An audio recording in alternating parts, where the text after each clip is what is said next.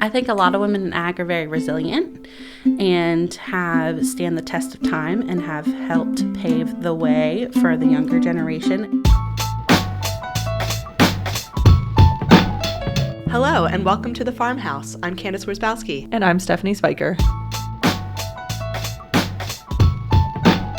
And you just heard from our guest this week, Taylor Poole. In addition to running Fantasyland Farms with her family, Taylor also works here with us at Lancaster Farming, so we are keeping it in the family this week. Yeah, it's exciting because obviously every week Candace and I are recording from our studio here at Lancaster Farming, but typically our guest is virtual, and this week for the first time we actually have Taylor in the studio with us, so that's very exciting. And she's a busy lady because in addition to farming, she also has a couple of off-the-farm jobs, including here at Lancaster Farming. And she also works in a hair salon, which I think has become sort of a theme across some of our guests about just how busy they are and you know, how many plates they have to keep spinning. Yeah, so we're going to have Taylor come on over from her desk, and we're excited to hear from her and learn all about her life.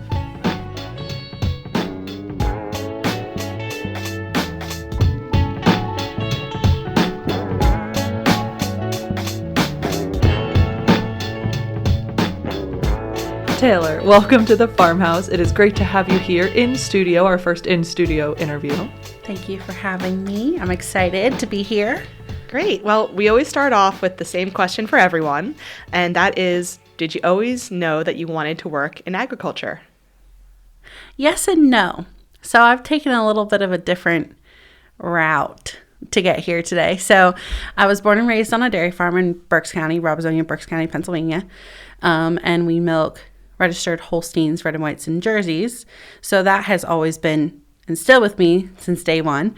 But I did take a little step back. In high school, I actually became a hairstylist. So I still work on the farm to this day, but I'm also a hairstylist, and I do that part-time during the week. So I ventured into that, but then I found my way back into agriculture. And during this time, I've always stayed active on the farm. So I've always kept that passion throughout.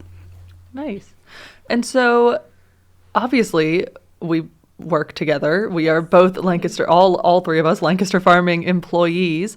But it's kind of funny. I feel like a lot of times editorial and advertising are so separate because they kind of have to be in terms of like journalism. Mm-hmm. But then it's like, we don't always know what everyone is doing around here. So please tell us about what you do here at Lancaster Farming.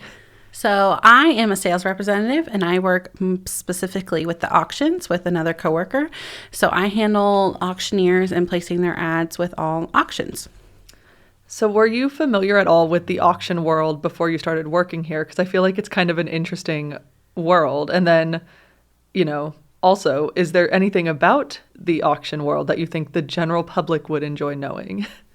Yes, so I have been familiar with the auction and auctioneers, again, growing up in the dairy industry and growing up in the ag industry.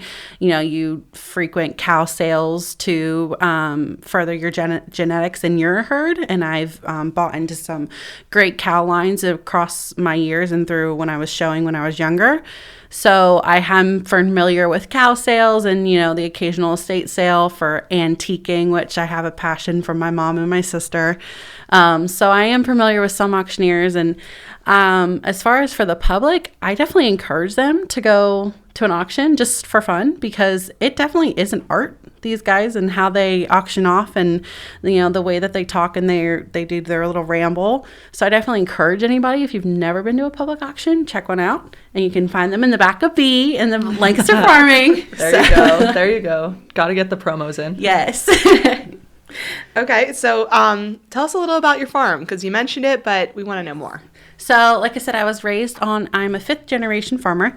I was raised on a dairy farm in Berks County, Pennsylvania. I am still currently active on the dairy farm to this day. I am a partner, owner, operator with my mom, dad, and my sister, Caitlin.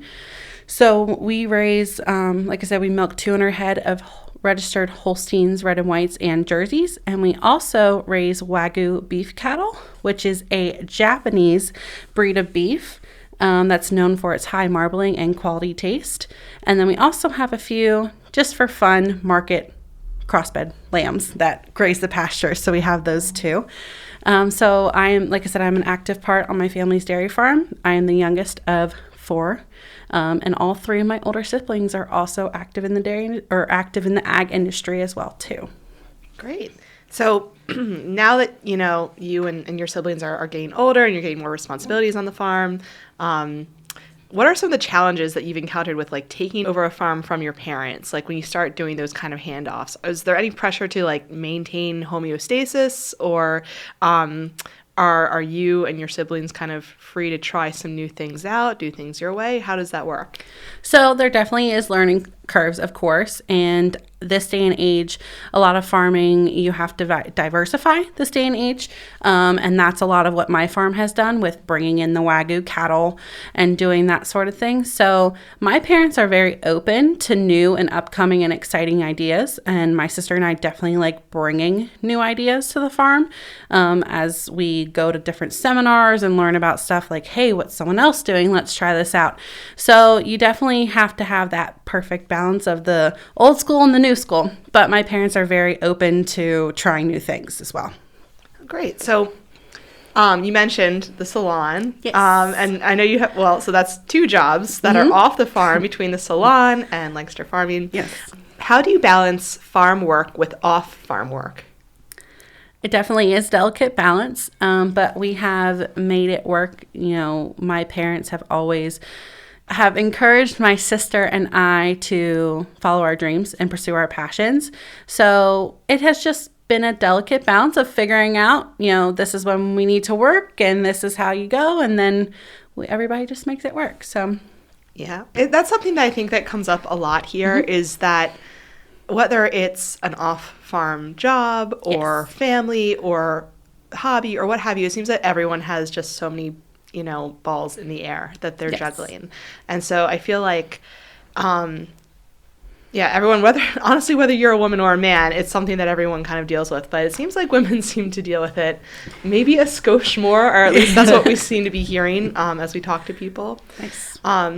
So going back to the salon, I read in an article you did with Lancaster Farming before you came on board here that you sometimes find yourself advocating when you're working in the salon. So I wanted to ask, how do you like to advocate, and why do you think advocating is important? So I have a huge passion for talking to consumers and educating the public, and that I've had for a long time and used it when I was Dairy Princess and Fair Queen, and I've just always enjoyed doing that. And when you have somebody in your chair, you're one-on-one with them. It's a captive audience. Yes, of course. So you definitely, and when you're a hairstylist, you always chat. You always talk, you get to know that client, especially if there's new. And I always enjoy sharing my farming and my agriculture background, because there's just some people who just don't know. And it's fun and great to be able to educate them. And I always joked, I always kept pictures of my cows on my station, which was always a great conversation starter. I just enjoy having that one-on-one time and being able to reach different audiences on a more personal level. Yeah. So you actually just mentioned you were a past Fair Queen. Yes. And I believe you're involved still with the Berks County Fair Queen program. Yes. Yeah. So I have experience with Fair Queen stuff. I was an alternate Fair Queen back in a long time ago when I was 20. But I know some people have critiques about like pageants and Fair Queen competitions and Dairy Princess competitions. So in your experience, do you think these kinds of programs, are they fostering a competitiveness between the girls, or is it more so camaraderie? I definitely think it's on the camaraderie side. Those have been some of my most fond memories, and I've made lifelong friendships, and my sisters did the same path, and they will speak on the same subject, that they have made great friends to last a lifetime. So, you'll always have a little bit of that competitiveness, but at the end of the day, you definitely just want to encourage and be there and be like the women supporting women. So what would you say to people who do kind of critique these programs? Because there are definitely people who are like, oh, Fair Queen competition shouldn't exist anymore and that kind of stuff. So my advice, or what I would talk to them about is, it's more than just the sash and crown. It's these girls who definitely have a passion for advocating their commodity or Fair Queen dairy. There's rabbit, lamb, you name it. There is a commodity representative for pretty much every agriculture spectrum. And it's more than just the pretty crown and sash. You know, these girls and young men who have a passion for this, they do it because they love it. And it's their way of getting out into the public eye and talking to people of all ages. And we touch on the fact, because you just said, and young men, and I think that that is a fairly recent development that a lot of people might not know about.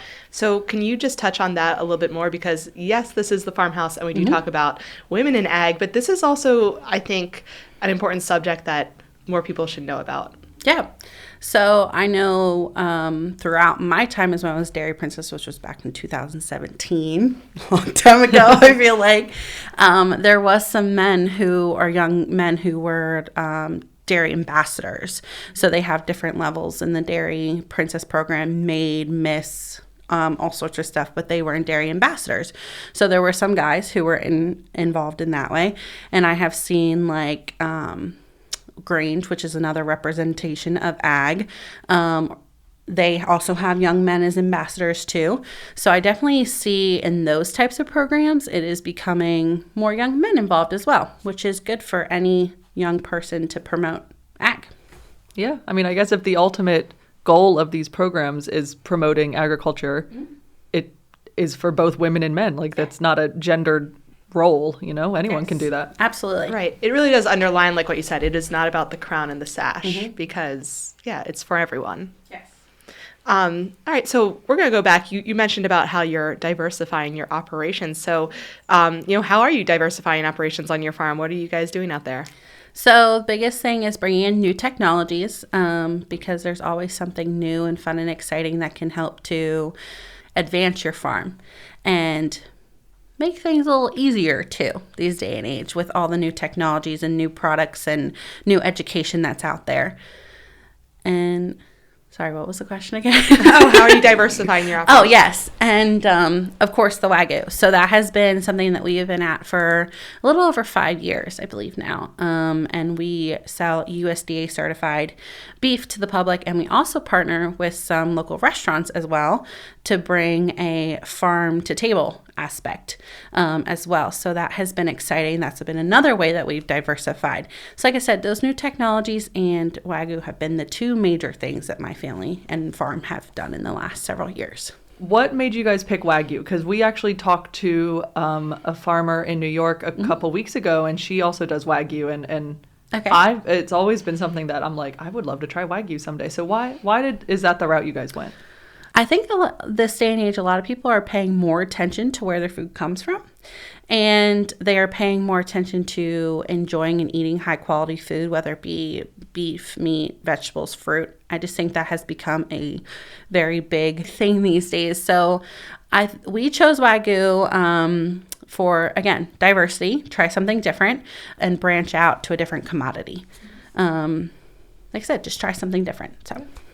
So in the Lancaster Farming article that was written, I believe it was back in 2019, I read that you were also planting Christmas trees, or you had just planted Christmas trees. So obviously Christmas trees take a solid 8 to 10 years before you can actually like cut them and sell them. So now it's like 5 years later. How's that project going? So that was kind of a trial and error. It didn't quite work out where we had originally put it. I still have some trees that we originally planted just to help in that area. Of course, you know, give back to the soil and nutrients.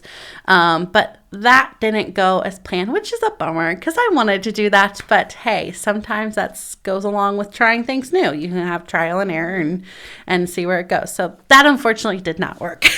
I think that's relatable, though. That's what happens. You know? Right. Like, what farmer has not tried something that they were later like, that's not happening. Exactly. Like, or just what person in general. But, like, especially I'm sure farmers can relate to that. Yes, and that's goes to the testament of what might work for some person might not work for another, which is why you see so many different agriculture commodities and all of the different farms diversifying and doing different things because it's not one size fits all. Yep. Right. Could you tell us about your experience showing cows? Like, what did you love about it? Is there anything you'd like to change about that if you could? I would not change anything. I honestly have a very big passion for showing and exhibiting my dairy cows. And like I said, expanding their genetics. And that has a passion. I think that has come a little bit later on in life. I always enjoyed it when I was younger, but I enjoy it more now. And, attending the bigger shows and getting ideas and seeing the quality of animals that people are breeding these days is so exciting. Mm-hmm. So you've mentioned before, like looking for, different genetics to bring into your herd. Yes. What are you looking for when you're, at an auction? What to you says like, yes, like that's the one, that's what we need to bring in? Definitely a cow from judging standpoint. If you're buying a milk cow and if you're buying a heifer, it kind of goes the same thing, but you want to look at their, what we call pedigree. So look at how their dams, which is the mom before them, and how they scored, if they were classified, how much they milk, how they did in the show ring is always high points to look at a cow. So that's things like kind of like background information. And then when you actually see the cow themselves, quality feet and legs to help with longevity. And if you are buying a milking cow, a nice high Y rear udder. And so those are kind of some of the things that I and my family tend to look for. But, the pedigree and the genetics to further on is a big thing. So do you still show like at some of the bigger shows? I do, and we still do enjoy going to our county fair as well, because we've done that for my lifetime. So, it's fun just to go a week in the summertime, get to talk to the consumers, connect with the public, and exhibit my cows just for fun. But yes, the big shows, a big one that we went to this year was All American Dairy Show, which is in Harrisburg, and Louisville, Kentucky, which is the North American International Livestock Exposition. So yes, we do enjoy going to those bigger and more competitive shows because that's cool. Nice. So that actually brings us to our very final question. And this is also one that we ask everybody, and it's, as people like to tell us, it's always the big one. Mm-hmm. So here it is. What does being a woman in ag mean to you?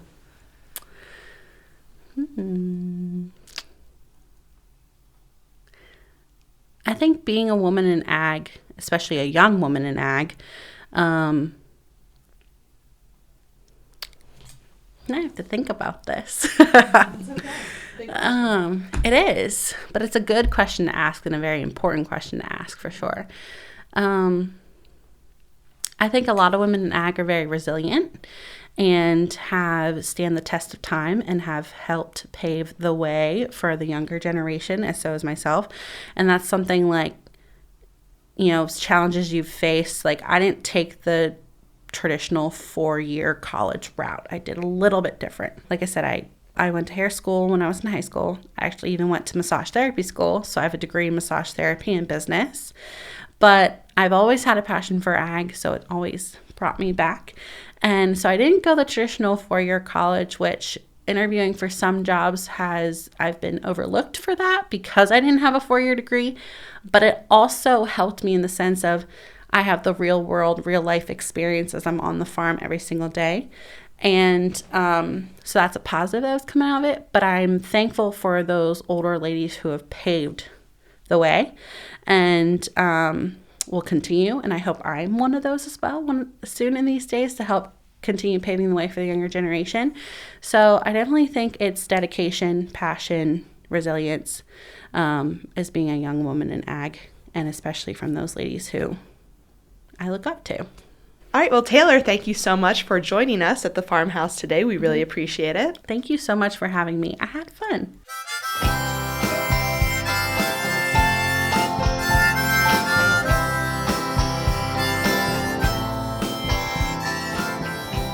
I'm so glad that Taylor was able to join us today. I liked hearing about, her experience in was it Dairy Princess?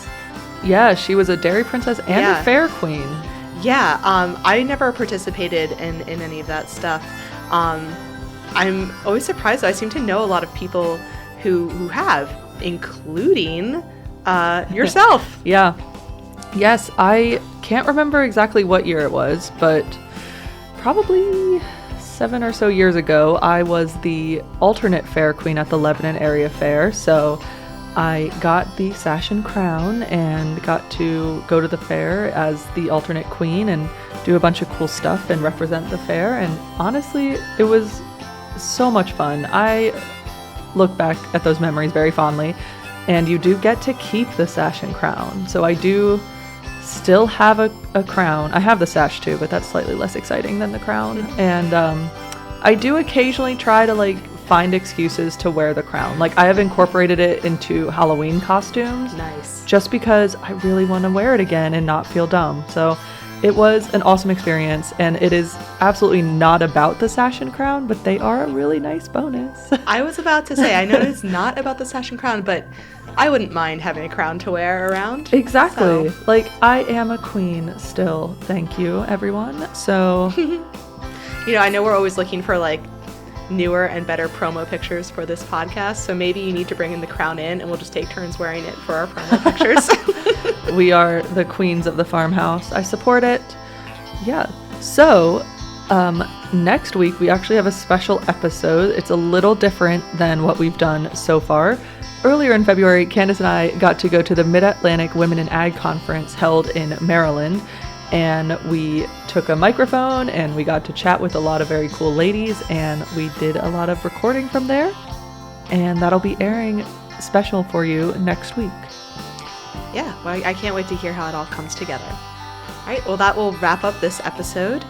If you would like to reach out to us, you can reach us at farmhouse@lancasterfarming.com. You can also find us on social media. Yeah, we are on both TikTok and Instagram as @Lancaster Farming, and we are also on Facebook as Lancaster Farming. So give us a follow if you would like. And speaking of follows, if you're so inclined, please rate and subscribe to this podcast, because that always helps us as well. Yeah, so thank you all so much for listening. We love having you here with us in the farmhouse, and that'll wrap it up for us this week. I'm Stephanie. I'm Candace. And we will talk to you later. Bye.